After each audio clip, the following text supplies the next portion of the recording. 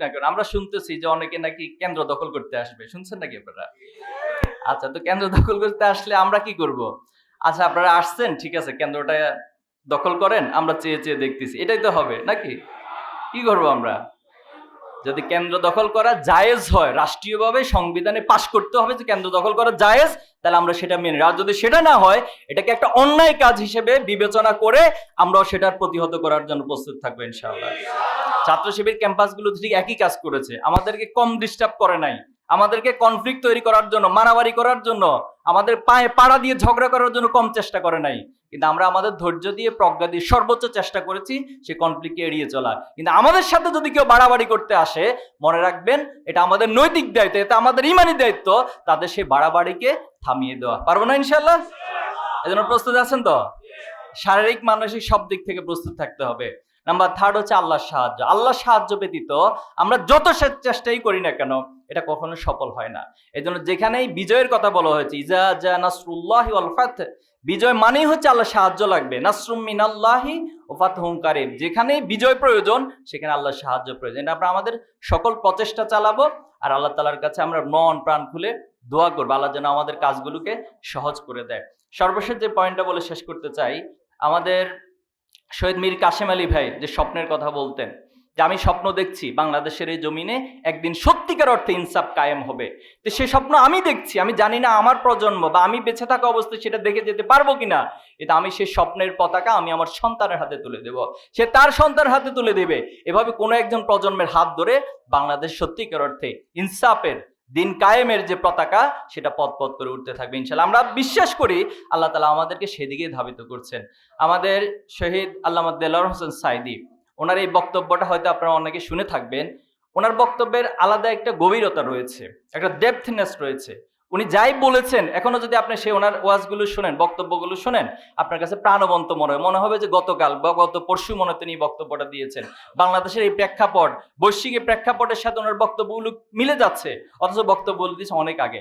তো ওনার এই বক্তব্যের মাঝে একটা লাইন ছিল এমন, যে আমার কাছে পৃথিবীর অনেক দেশের বাস্তব চিত্র রয়েছে, আমি পৃথিবীর অনেক দেশে গিয়েছি, কিন্তু আমার কাছে মনে হয় আল্লাহ যদি এই জমিনে, এই পৃথিবীতে কোন একটা রাষ্ট্রকে সবার আগে দিন প্রতিষ্ঠার জন্য কবুল করে, আমার মনে হচ্ছে সেটা হবে বাংলাদেশ। শুনেছেন এই বক্তব্য? তাহলে আমরা আমাদের সেই রাহাবারের স্বপ্নকে লালন করি। আমরা মনে করি শাহাদাতের পথ মাড়ি দিয়ে আমরা একটা জায়গায় এসে দাঁড়িয়েছি, প্রয়োজনে আমরা আবার শাহাদাতের জন্য প্রস্তুত আছি। কারণ আমরা তো বলেছি বারবার এই কথাগুলো যে শাহাদাতের জন্যই পৃথিবীতে আমাদের আগমন, এবং আমরা প্রত্যেকটা দোয়ার মধ্যে আল্লাহর কাছে বলি যে আল্লাহ তুমি আমাদেরকে শাহাদাতের মৃত্যু নসিব করিও। তাহলে যেই প্রজন্ম, যে মানুষগুলো, যে টোটাল একটা জেনারেশন এই স্বপ্ন দেখে, এভাবে নিজেদের প্রত্যাশার কথাগুলো আল্লাহর কাছে বলে, আল্লাহ নিঃসন্দেহে তাদেরকে মাহরুম করবেন না। ওয়াসাবি আজমাইন। কুমিল্লা 5 আসন, বরিচন এবং ব্রাহ্মণপাড়া আজকের এই প্রোগ্রামের সম্মানিত সভাপতি, উপস্থিত আছেন প্রোগ্রামের সম্মানিত প্রধান অতিথি, কুমিল্লা 6 আসনের সংসদ সদস্য প্রার্থী বাংলাদেশ জামাত ইসলামের কুমিল্লা মহানগরীর সম্মানিত আমির, আমাদের সকলের শ্রদ্ধেয় কাজী দীন মোহাম্মদ, উপস্থিত কুমিল্লা 5 আসনের সম্মানিত সংসদ সদস্য প্রার্থী ইসলামী ছাত্র শিবিরের সাবেক কেন্দ্রীয় সভাপতি, আমাদের সকলের শ্রদ্ধেয় ডক্টর মোবারক হোসেন ভাই, উপস্থিত ইসলামী ছাত্র শিবিরের বিভিন্ন পর্যায়ে দায়িত্বশীল বৃন্দ, বাংলাদেশ জামাত ইসলামীর সম্মানিত নেতৃবৃন্দ, সম্মানিত উপস্থিতি, আসসালামু আলাইকুম রহমতুল্লাহি ওয়া বারাকাতুহু। আপনারা সবাই ভালো আছেন? আলহামদুলিল্লাহ, আল্লাহ শুকরিয়া আদায় করছি, আল্লাহ ভালো রেখেছেন, সুস্থ রেখেছেন, আজকের প্রোগ্রামে আমাদেরকে সম্পৃক্ত হওয়ার তৌফিক দিয়েছেন, আলহামদুলিল্লাহ। সন্ধ্যার পরে শুরু হয়েছে প্রোগ্রাম, লম্বা সময় ধরে আপনার বক্তব্য শুনছেন। নিঃসন্দেহে কষ্ট হয়েছেন কিনা এই প্রশ্ন বলে বিব্রত করতে চাই না, আপনাদের কষ্ট হচ্ছে। আশা করছি আমাদের প্রধান অতিথি আছেন, ওনারা বক্তব্য দিবেন। লম্বা সময় বক্তব্য হয়েছে। তো আজকে মূলত মোবারক ভাইয়ের কাছে ছুটি চেয়েছিলাম, যে ঢাকায় বেশ কিছু শিডিউল ছিল। এর আগে 2টা প্রোগ্রাম ভাইয়ের মিস করছি আমি। তো আজকে চিন্তা করলাম যে যদি মিস করি, ভাই তো ইনশাল্লাহ আশা করি ভবিষ্যতে এমপি হচ্ছেন, তো ভাইয়ের বরিচং ব্রাহ্মণপাড়া পার হয়ে আমার 14 গ্রামে যেতে হয়। কারণ ভাই যদি এমপি হওয়ার পরে আবার আমার মানে কুমিল্লা আসাই বন্ধ করে দেয়, এই সব সংখ্যার মাথায় রেখে আজকের প্রোগ্রামে আসতে বাধ্য হয়েছে। আলহামদুলিল্লাহ, আপনাদের সাথে সাক্ষাৎ হয়েছে, আলহামদুলিল্লাহ। সম্মানিত উপস্থিতি, সম্মানিত ভাইয়েরা আমার, 2024-এর 5ই আগস্ট, ঠিক তার আগে আমরা কোন পরিস্থিতিতে ছিলাম সেটা আমাদের মনে আছে। আমাদের পরিস্থিতি ছিল আমরা কোনো একটা জায়গায় বৈঠক করব, প্রোগ্রাম করব, সেটাকে গোপন বৈঠক, জঙ্গি বৈঠক, নানান ট্যাগ দিয়ে আমাদেরকে গ্রেপ্তার করা হতো।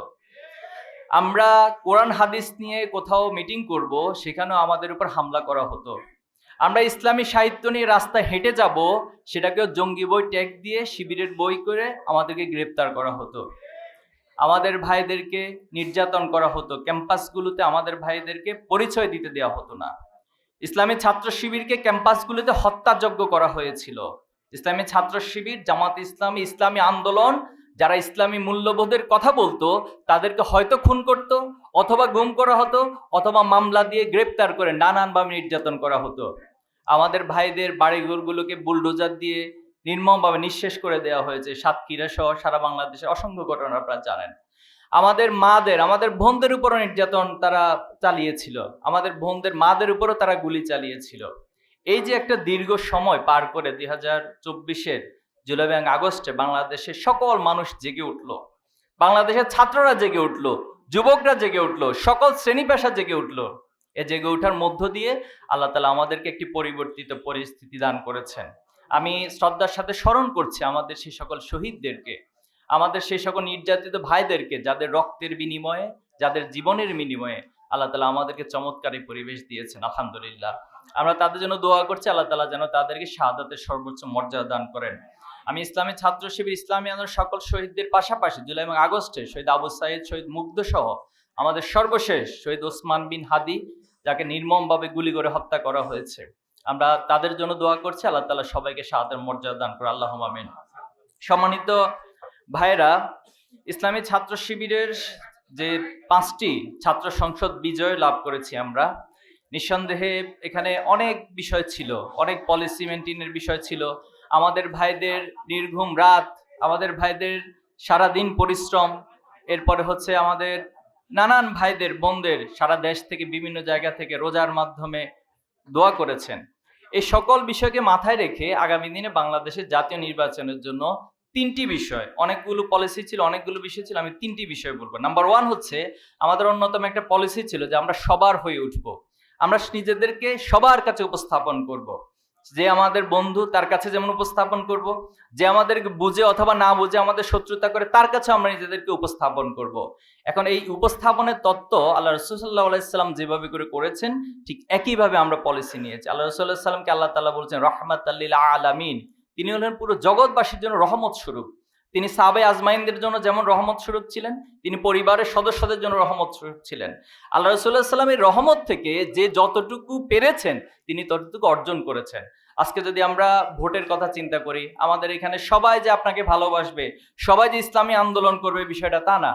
কিন্তু আমরা যদি নিজেদেরকে সবার জন্য রহমত স্বরূপ হিসেবে উপস্থাপন করতে পারি, তাহলে নিঃসন্দেহে ছাত্র সংগঠনগুলোর মধ্য থেকে ছাত্র শিবিরকে যেভাবে করে ছাত্র সমাজ বেছে নিয়েছে, ইনশাআল্লাহ জামাত ইসলামী এবং ন্যায় ইনসাফের প্রতীক হিসেবে যে প্রার্থীরা রয়েছেন তাদেরকে আগামী দিনে বাংলাদেশের মানুষ বেছে নেবে ইনশাআল্লাহ। এজন্য যারা আমাদের শত্রুতা করে তারা শত্রুতা করতে থাক, কিন্তু আমরা আমাদের ভালোবাসা, আমাদের উদারতা, আমাদের যে উদারতার বিশালতা, এটা নিয়ে আমরা তাদের সামনে উপস্থাপিত হব। আমাদের শত্রুরাও ফিল করবে যে আমাদের কাছ থেকে তারাও কোনো না কোনোভাবে কল্যাণ অর্জন করতে পারে, তারাও কোনো না কোনোভাবে উপকার লাভ করতে পারে। এই পরিবেশ, এই পরিস্থিতি, আচরণের মধ্য দিয়ে আমাদেরকে তুলে ধরতে হবে। সমাজের অপরাধ প্রবণ অনেক মানুষ থাকে, সেই অপরাধ প্রবণ মানুষগুলো বুঝবে যে এরা যদি ক্ষমতায় আসে আমাদের অপরাধগুলো সংশোধন হওয়ার সুযোগ পাবো, আমরা নিজেদেরকে সংশোধিত করে ভালো মানুষ হওয়ার সুযোগ পাবো। অন্তত আমি যদি ভালো মানুষ হওয়ার সুযোগ নাও পাই, অন্তত আমার পরবর্তী প্রজন্ম, আমার সন্তানগুলো ভালো মানুষ হতে পারবে যদি এই মানুষগুলো ক্ষমতায় আসে। এজন্য আমি অনুরোধ করব আপনারা প্রত্যেকে, যদিও বলা হয় যে টার্গেট 100, আমি এটার সাথে একমত নই, কারণ শুধু 100 জনকে ভোট দিয়ে আসলে আপনি এত বড় বিজয় অর্জন সম্ভব না। এজন্য আমরা কয়েকটা সেক্টরে ভাগ করতে পারি। প্রথমত হচ্ছে যে আপনি আপনার মায়ের দিকগুলো চিন্তা করেন। আপনার মায়ের দিকের বিশাল আত্মীয় রয়েছে, মা, এরপরে হচ্ছে খালা, এরপরে মামা, এভাবে করে তাদের আবার আত্মীয় রয়েছে। এই সেগমেন্ট বা এই সিরিয়াল ধরে আমরা তাদের সবার কাছে, সকল আত্মীয়দের কাছে আমরা ন্যায় এবং ইনসাফের পক্ষে ভোট চাইবো। পারবো তো ইনশাল্লাহ? এরা তো কেউ আমাদের সাথে আবার খারাপ আচরণ তো করবে না। আশা করি এদেরকে যদি আমরা উপস্থাপন করতে পারি, বুঝাইতে পারি, তাহলে এরা সবাই ইনশাল্লাহ ভোট দিবে। এরপর আমি বাবার দিক থেকে চিন্তা করি, আমার বাবা, আমার চাচা, আমার ফুফু, এভাবে করে হচ্ছে বিশাল একটা আমাদের আত্মীয় স্বজন রয়েছে। আমরা সর্বোচ্চ স্তরে পৌঁছে যাবো, পারা যাবে না ইনশাল্লাহ? ইনশাল্লাহ। সেকেন্ড যে বিষয়টা, আমাদেরকে দৃঢ় হয়ে দাঁড়িয়ে থাকতে হবে। যাই ঘটুক করবেন, করবে না। তো ইনশাল্লাহ আমরা প্রত্যাশা রাখবো, আমাদের এখানে 2 জন প্রার্থী রয়েছেন, মোবারক ভাই এবং কাজীদ্দিন মোহাম্মদ ভাই। আপনারা আপনাদের নিজেদের জায়গা থেকে সর্বোচ্চ পরিমাণে চেষ্টা করবেন, পরিশ্রম করবেন, এবং এখানে ঘুমের কোনো ক্যালকুলেশন থাকবে না, এখানে খাওয়া দাওয়ার কোনো ক্যালকুলেশন থাকবে না। যদি আপনি নির্বাচন করার আগে আপনার ঘুমের টাইম সকাল এতটা থেকে এতটা, রাত এতটা থেকে এতটা, আমার খাবার কি 2টা বাজে ঠিকভাবে হয়েছে কিনা, 3টে বেজে গেছে কিনা, এই ক্যালকুলেশন করে আসলে কখনো নির্বাচন হয় না। সেই জন্য সব ক্যালকুলেশনকে মারি দিয়ে আমরা শুধুমাত্র আল্লাহর সন্তুষ্টির জন্য এবং আমাদের পূর্ববর্তী প্রজন্ম, আমাদের শহীদদের, আমাদের আহত পঙ্গুত্ব ভাইদের এবং এই বাংলাদেশকে যারা সত্যিকার অর্থে ইনসাফের বাংলাদেশ চায়, সবার স্বপ্নগুলোকে ধারণ করে আমরা পরিশ্রম করে যাব। ইনশাআল্লাহ আল্লাহ আমাদেরকে সাহায্য করবেন। নাসরুম মিনাল্লাহি ওয়া ফাতহুন কারীব ওয়া বাশশিরিল মুমিনিন। ইনশাআল্লাহ বিজয়ের দিন আবার দেখা হবে। আসসালামু আলাইকুম ওয়া রাহমাতুল্লাহ। আলহামদুলিল্লাহ, আমরা চমৎকার কিছু কথা শুনছিলাম। আল্লাহ রাব্বুল